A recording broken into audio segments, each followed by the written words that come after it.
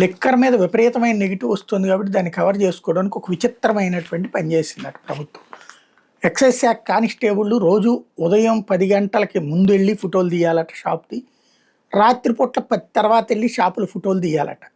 దానికి ఒక యాప్ పెట్టారట, అందులో అప్లోడ్ చేయాలి. ఆంధ్రజ్యోతి రాసుకొచ్చింది.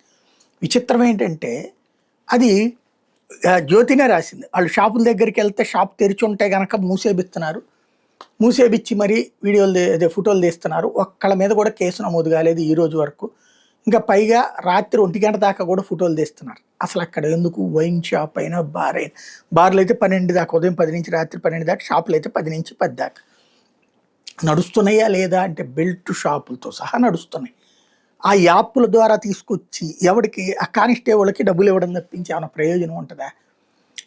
ఒకటి, లిక్కర్ అందుబాటులో సమగ్రంగా ఉంది, రేట్లు ఎక్కువ ఉన్నాయి. చేతనైతే ఒక్క వెబ్సైట్ పెట్టి లేదా ఓపెన్గా ఒక ఫేస్బుక్ పేజ్ పెట్టి మీ ప్రాంతంలో ఉన్న వైన్ షాపులు ఏమన్నా ఇర్రెగ్యులారిటీస్ ఉంటే చెప్పండి, ఇదిగో ఇట్లా రేట్ ఎక్కువ ఉంటే చెప్పండి, బెల్ట్ షాప్ అక్రమంగా అమ్ముతుంటే చెప్పండి, ఇట్లాగా టైంకి మించి అమ్ముతుంటే చెప్పండి, మీరే ఫోటో తీసి పెట్టండి అని చెప్పండి. కోట్ల ఫోటోలు వస్తాయి, లక్షలు కాదు కోట్లలో పెడతాడు ప్రతి ఒక్కడు, అంత ఎగబడతారు.